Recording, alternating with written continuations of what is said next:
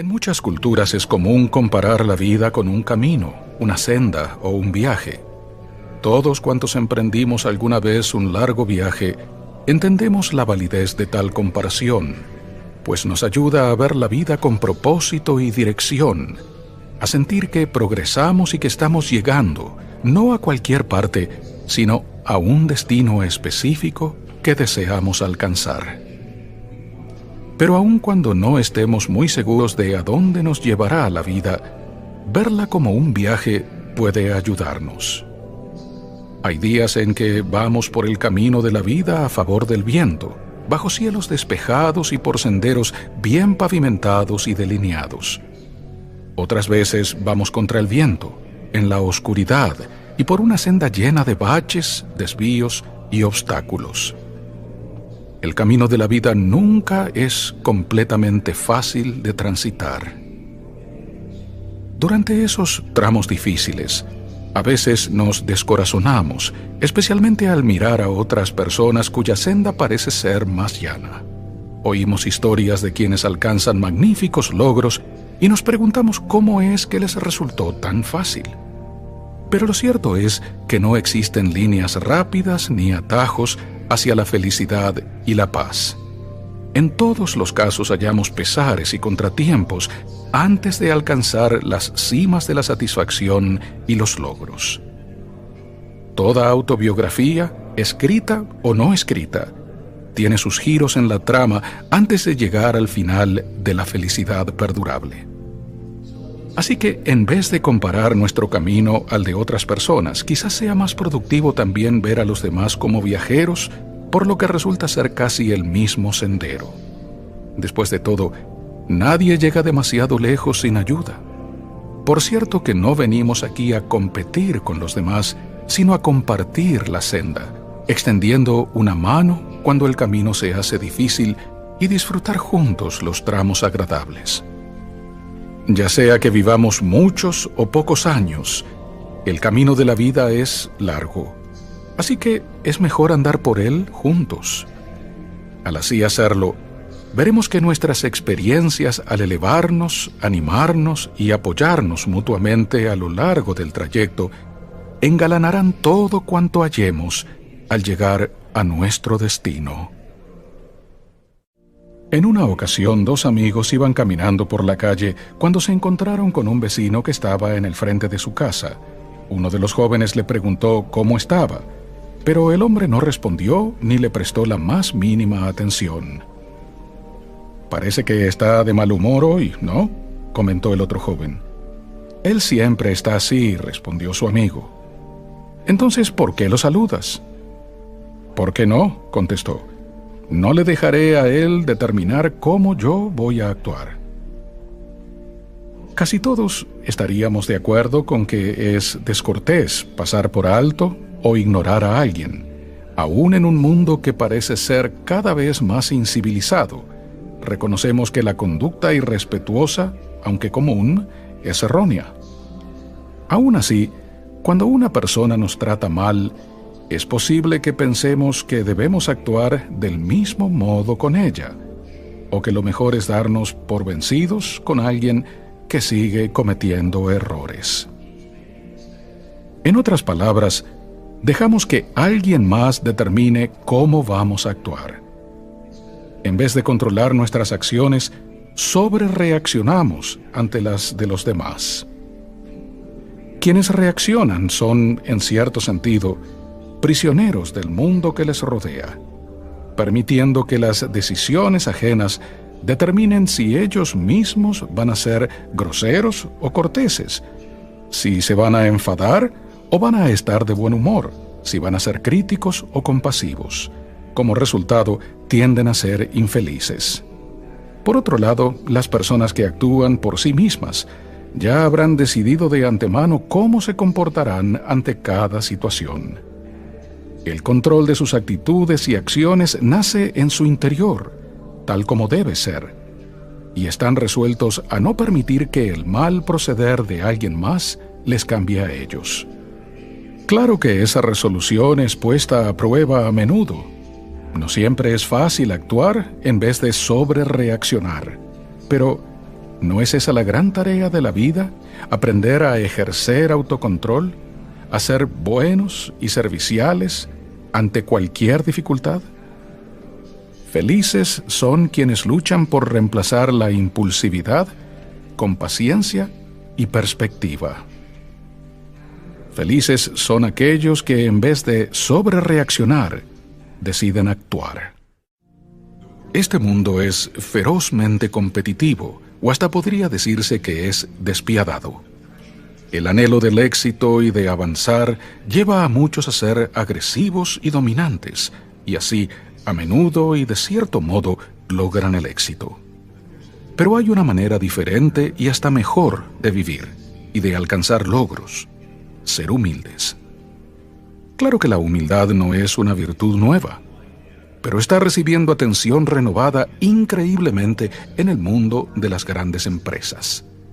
Hace poco, varias renombradas corporaciones empezaron a premiar a líderes humildes y templados, al descubrir que estos escuchan, admiten errores y comparten reconocimientos. Están dispuestos a ayudar y a promover el trabajo en función de equipo.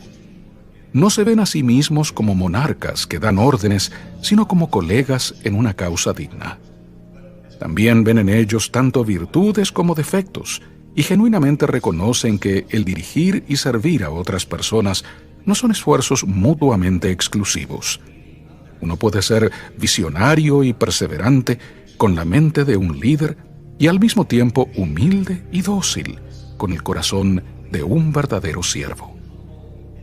Los grandes ejecutivos están llegando a la conclusión de que al emplear a líderes humildes que ansían progresar, la compañía entera se beneficia. Sus características de cooperación se extienden por la fuerza laboral, extrayendo lo mejor de cada uno. Pero la humildad debe ser sincera. En cierto sentido, la falsa modestia es peor que la flagrante arrogancia, ya que es engañosa. Como contraste, la humildad genuina nace de ver las cosas como realmente son, y reconocemos que nadie es superior a otras personas y que cada uno aprende sobre la marcha. Algunos tal vez tengan mayor talento, otros quizás reciban más oportunidades y se les abran más puertas, pero todos tenemos algo para ofrecer, y cada ser humano merece dignidad y respeto. Si ese tipo de actitud puede mejorar el mundo corporativo, pensemos en lo que podría lograr en el hogar y la comunidad. Pensemos en lo que sucedería si escucháramos un poco más, si admitiéramos errores y no nos preocupáramos por los reconocimientos. La humildad puede ser la clave de mejores relaciones, organizaciones más sólidas y vidas más felices. Algo que el mundo necesita más es bondad. Nuestros contactos diarios nos dan oportunidades ilimitadas de tener más paciencia, ser más considerados, de perdonar y ser más compasivos. En otras palabras, tener más bondad. Un breve poema de autor anónimo bien transmite ese sentimiento. En la noche he llorado por haber hecho a un lado a quien pasa por gran necesidad, mas nunca mal me sentí, ni me arrepentí por mostrar bondad. Quizá las demandas de la vida nos hacen ciegos a las necesidades de quienes nos rodean. Cuando nos ocupamos demasiado de nosotros mismos, es fácil olvidar que todos apreciamos la bondad básica del ser humano. Y aunque todos nos hemos sentido mal por no ser muy bondadosos, podemos decidir abrir los ojos y, más importante aún, abrir el corazón para demostrar más bondad a los demás. Todo aquel que trata de hacerlo, en el hogar, en el trabajo, en la comunidad, descubre lo mismo, que cuando llevamos a la práctica la bondad genuina, otras cualidades como el respeto, la honradez, la confianza, la justicia y el afecto también florecen. Si carecemos de bondad, nada positivo puede echar raíces.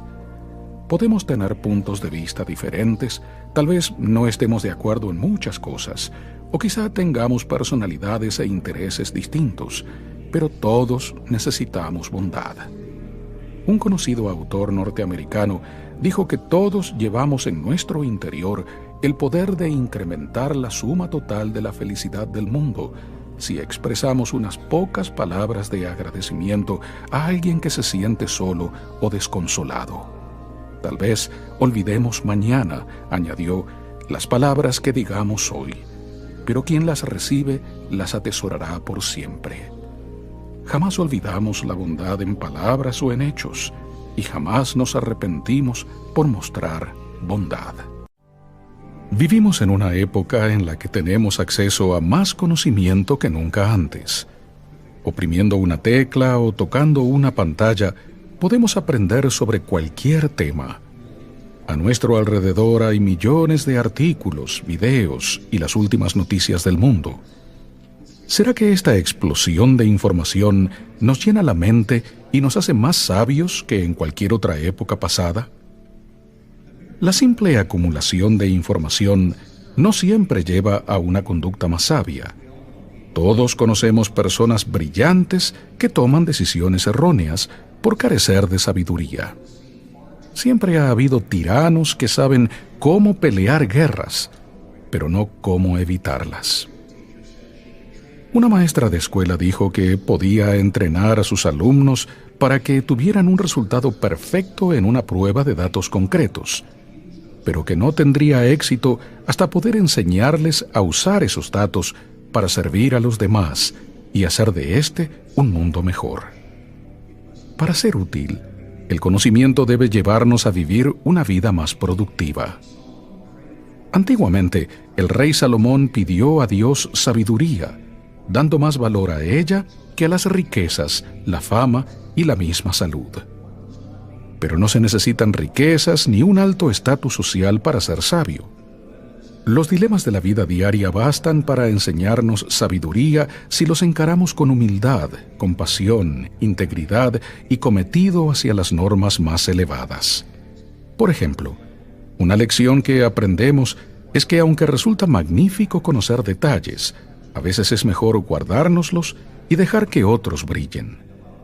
La sabiduría no tiene tanto que ver con mostrar lo que sabemos, sino con cuánto podemos dar a quienes nos rodean. Esta es una de las razones por las cuales el ser sabios siempre nos hace más felices. Aunque siempre es bueno ganar conocimiento, también debemos fomentar la sabiduría. Como dijo un sabio humorista, el conocimiento consiste en saber que el tomate es una fruta, y la sabiduría consiste en no ponerlo en una ensalada de frutas.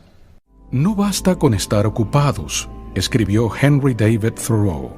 También lo están las hormigas. La pregunta es, ¿en qué estamos ocupados? A menudo se confunde entre estar atareados y hacer cosas importantes. Thoreau nos recuerda que, aunque algo requiera esfuerzo, no quiere decir que valga la pena hacerlo. El comienzo de un nuevo año es un buen momento para reflexionar en lo que hacemos. Hay quienes tal vez estén dedicando demasiado tiempo a alcanzar metas que, a la larga, no son tan relevantes. Otros quizá estén envueltos en tantas causas dignas que no lleguen a dar lo mejor de sí a ninguna de ellas en particular. El tiempo es algo de gran valor, y a veces procuramos abarcar demasiado, actuando a toda velocidad dentro de las 24 horas del día. Muchas veces podemos dar mejor uso al tiempo al ir más despacio, al escuchar a un ser querido que nos necesita y al disfrutar cosas más sencillas. A alguien que trabajaba mucho, las vacaciones y los festivos le parecían una pérdida de su valioso tiempo. Rara vez tomaba días libres, pues se dedicaba solo a escalar posiciones en su empleo sin pensar en lo que hallaría al alcanzar esa cima. Se enorgullecía de estar tan ocupado, se sentía muy productivo, yendo y viniendo, hasta que las personas a su alrededor llegaron a sentir que él estaba demasiado atareado para darles su atención. Entonces, un buen día se le acabó el tiempo y empezó a lamentar las muchas oportunidades que había perdido. No es que su vida hubiera sido mala ni sus esfuerzos erróneos, sino que podría haber equilibrado mejor sus prioridades al centrarse en cosas de valor perdurable. La vida es un constante malabarismo y las prioridades cambian, pero más allá de dónde nos encontremos, nunca es demasiado temprano ni tarde para preguntarnos en qué estamos ocupados. Si existe un elemento común en la mayoría de los problemas del mundo, este es el enojo. La violencia, el maltrato y el mismo odio nacen de las ardientes cenizas del enojo. Todos hemos visto cómo este daña relaciones y destruye el amor y la confianza. Lo que es más, los estudios médicos revelan que el enojo nos puede privar del sueño, hacernos comer más de la cuenta y causar daños en el corazón. Por cierto, que nada bueno resulta de la ira. Pero hay algo que podemos hacer al respecto. Con todo lo que en la vida parece estar fuera de nuestro control, el enojo no tiene por qué estarlo. Podemos empezar por evitar juzgar antes de tiempo. En vez de dar por sentado que alguien trató de ofendernos, podemos más bien considerar que sus motivos fueron inocentes. A menudo nos enojamos a causa de ofensas sin intención. El ceño fruncido, el comentario desconsiderado o el desaire tal vez no hayan sido cosas premeditadas. Si bien es cierto que a veces hay personas que nos ofenden a propósito, la gente que es madura no permite que tal irritación interfiera con otros aspectos más importantes de su vida. Esas personas entienden que siempre nos vamos a encontrar con una cierta cuota de injusticia y crueldad, pero nunca permiten que los desconsiderados interfieran con su felicidad. Es cierto que la vida puede ser exasperante, pero si dejamos que la ira determine nuestras acciones, habremos perdido el control propio y la libertad personal. Como declaró Ralph Waldo Emerson, por cada minuto que damos cabida al enojo, desperdiciamos 60 segundos de tranquilidad. Entonces, cuando se acumula la ira, en vez de permitir que nos afecte aquello que no podemos controlar, respiremos hondo o contemos hasta 100. Al reemplazar la ira con paz, la hostilidad con comprensión y el odio con amor y compasión, aunque sea de un modo pequeño, contribuiremos a que el mundo sea mejor. El sentirnos sinceramente felices por la buena fortuna de otra persona tal vez sea una de las muestras más auténticas de bondad y amistad. Sin embargo, a veces parece más fácil hallar a alguien dispuesto a llorar con uno en momentos de angustia que encontrar a quien se regocije con nuestros éxitos. La mayoría de las personas demuestran ser compasivas con los que sufren, pero es en quienes genuinamente se deleitan en el éxito ajeno que se manifiesta una cualidad singular. A tal cualidad se le suele llamar una mentalidad de abundancia, o sea, la convicción de que la vida está colmada de buena fortuna, que todos podemos ser felices y que la dicha de una persona no disminuye su caudal para los demás. Quienes así piensan no se sienten celosos de aquel que está saliendo adelante en la carrera de la vida, puesto que saben que la vida no es una carrera. Miden el éxito no por la cantidad de gente que dejan atrás, sino por cuántos impulsan hacia adelante. Sienten que el triunfo individual es una victoria colectiva, y tal generosidad de espíritu les llena de paz y alegría. La vida de por sí puede resultar inquietante, y el transformarla en una competencia complicará las cosas aún más. ¿Cómo podemos superar la propensión a contar victorias y derrotas? ¿Cómo podemos llegar a festejar la dicha y el éxito de los demás? Tal vez la respuesta esté en ver más allá de lo mundano de la vida y desarrollar una visión más amplia de esta existencia mortal.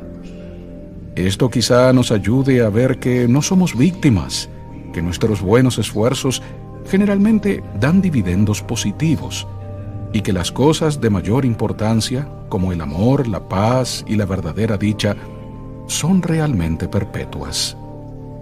Veremos que el guardarnos una felicitación no nos hará más felices, En realidad, es cuando mostramos tener un corazón pleno y vitoreamos a los demás que nos sentimos mejor. Quizá nuestras circunstancias no cambien, pero el corazón sí. Somos bendecidos con mayor serenidad cuando nos regocijamos con quienes se regocijan. El alegrarnos por el éxito de los demás nutre de alegría todo nuestro ser. Se ha dicho que cuando uno se compara con otras personas pueden suceder dos cosas, y ambas son dañinas: decidir que uno es mejor que los demás o concluir que otras personas son mejores que uno, lo cual lo hará sentirse insatisfecho y por demás decepcionado. Como lo observó un comentarista, para algunas personas el placer de tener algo bueno se desvanece tan pronto como alguien más tiene algo mejor. Nuestro sentido de dicha se revitaliza o se destruye como producto de las comparaciones. Una vida consumida por anhelos insatisfechos se vuelve una aflicción. El antídoto es el concepto de lo suficiente. Muchos tienden a medir su valor personal según sus posesiones, pero las personas más felices del mundo no son las más prósperas, pues han aprendido a distinguir entre las cosas que necesitan y las que quieren, entre lo suficiente y la abundancia. Igual fijan metas y se esfuerzan al máximo por tener éxito, pero su satisfacción surge más de lo que dan que de lo que tienen. Tales personas saben cuándo ya es suficiente. Todos conocemos a gente así. Se la encuentra por todas partes, en toda clase social y situación económica. También conocemos a quienes tienen mucho pero siguen insatisfechos. Lo cierto es que nunca llegaremos a tener suficiente de lo que no necesitamos. El buscar incesantemente por más y mejores cosas puede abrumarnos tremendamente. Cuanto antes descubramos la dicha de lo suficiente, tanto antes hallaremos paz, aún en los momentos más difíciles de la vida. Una anciana aprendió esta verdad al acostumbrarse a su nueva casa. Era mucho más pequeña que aquella en la que había criado a su familia, pero llegó a encantarle la ventana que daba al patio, tener una cocina no tan grande, menos habitaciones para limpiar, y por contar con el espacio apropiado para recibir a sus seres queridos. Se sentía feliz, pues le resultaba suficiente para sus necesidades. Es cierto, mejorar y progresar es vital, pero más grande no siempre equivale a mejor, y menos a menudo es más. Al fin y al cabo, las personas más afortunadas no son aquellas que tienen lo que quieren, sino las que quieren lo que tienen. James Audubon, un afamado observador de aves, naturalista y pintor, se le atribuye el descubrimiento de 25 especies de pájaros, pero tal vez se le conozca mejor por su libro Las aves de América, lleno de coloridas ilustraciones de unas 500 diferentes aves. Tras casi 200 años, se le sigue considerando uno de los mejores libros ilustrados jamás creado. Pero lo que muchas personas quizá no sepan es que un revés sufrido por el autor en los comienzos de su carrera casi le lleva a un final prematuro. Antes de partir un día en un viaje de negocios, puso su colección de más de 200 ilustraciones en un baúl de madera, el cual dejó al cuidado de un familiar. Al regresar de su viaje, se horrorizó al enterarse de que un par de ratas había entrado en el baúl y masticado el papel, destruyendo años de meticuloso trabajo. Destrozado, Audubon pasó varios días casi sin poder moverse y no podía dormir abrumado por su pérdida. Pero de pronto comprendió que debía cambiar de actitud. Tomó su cuaderno y unos lápices y se retiró al bosque. Me sentí complacido, dijo, pues ahora mis dibujos serán mejores que antes. Y eso fue lo que hizo, siendo hoy día sus brillantes ilustraciones la norma en base a la cual se mide a los pintores de pájaros. Así que la actitud de Audubon ante la tragedia puede llegar a ser una valiosa referencia para nosotros. ¿Cómo reaccionamos ante los infortunios de la vida? Todos los tenemos, pero tal como lo aprendió Audubon, la diferencia entre la dicha y la desgracia, entre el éxito y el fracaso, depende no tanto de lo que nos sucede en sí, sino de cómo decidimos reaccionar ante lo que nos sucede. La actitud da forma a la manera como vemos el mundo. Con fe y esperanza podemos empezar a ver las cosas más positivamente y a robustecer nuestra determinación de dar nuestros mejores esfuerzos y seguir adelante. Nuestra actitud determinará tanto nuestro presente como nuestro futuro. John James Audubon prefirió creer que, aun cuando sus esfuerzos previos se habían perdido, sus mejores realizaciones todavía le aguardaban. Y tenía razón. El éxito humano comienza el día que decidimos hacer mejores dibujos que antes. ¿Cuántas veces se nos ha dicho que debemos acostarnos temprano y también levantarnos temprano? Siglos atrás, el estadista y científico Benjamin Franklin declaró: el acostarse temprano y temprano levantarse pone a la salud, a la fortuna y al buen juicio a nuestro alcance. Mucho antes que él, Aristóteles dijo: es bueno estar en pie antes del amanecer, pues tal hábito contribuye a la salud, a la fortuna y al buen juicio. La experiencia personal confirma que cuando el cuerpo y la mente están descansados y mejor preparados para el día que nos aguarda, logramos un mejor rendimiento. Pero, ¿por qué es tan difícil descansar lo necesario? A veces sentimos que tenemos mucho para hacer y nos quedamos levantados hasta tarde para atender tareas que podríamos hacer más rápido y mejor temprano en la mañana. Otras veces, carecemos de la disciplina para apagar el televisor o la computadora e ir a descansar. Y después nos preguntamos, ¿por qué no tenemos energía? La respuesta es muy sencilla. En una reciente encuesta a estudiantes universitarios, se descubrió que las calificaciones mejoran en proporción a cuán temprano se levanta un estudiante en la mañana. De hecho, se observó que los hábitos de sueño influyen más en las calificaciones que el ejercicio y la alimentación. En conclusión, los estudiantes que descansan lo necesario rinden más en los estudios. Por cierto que esa misma conclusión se aplica a toda otra ocupación diaria. Además de todas las razones prácticas para tener un buen descanso, las horas matutinas pueden ser las más hermosas del día. La tenue luz que pone al mundo en marcha es algo magnífico, pareciendo hechizar delicadamente todo cuanto tiene vida sobre la tierra. Al amanecer, el mundo está en calma, y antes del ajetreo cotidiano, llegamos a discernir no solo los sonidos de la naturaleza, sino a identificar más claramente nuestra voz interior y la influencia divina. No nos privemos de las bendiciones de acostarnos temprano y temprano levantarnos. Las disputas siempre han existido entre personas y entre grupos, pero en medio de cada una de ellas siempre ha habido hombres y mujeres que se han elevado por encima de los desacuerdos para hacer de este un mundo mejor, gente cuya grandeza parece ser la fórmula perfecta para erradicar el conflicto. Un excelente ejemplo de ello es Jackie Robinson, el primer hombre de raza negra que llegó a jugar en las ligas mayores de béisbol de Estados Unidos. Tal vez nadie más que él mismo llegue a saber cuánto valor mostró Jackie para que se respetaran sus derechos civiles. Aunque contaba con muchos adeptos, también fue muy perseguido. Algunos lanzadores de equipos contrarios le apuntaban a la cabeza o intentaban lastimarle de otros modos, y hasta sus compañeros lo evitaban. Un periodista deportivo escribió que Robinson era el hombre más aislado que él conocía. Pero Jackie sabía que si tomaba represalias, influiría adversamente en el sueño de poner fin a la segregación racial, así que sufrió en silencio.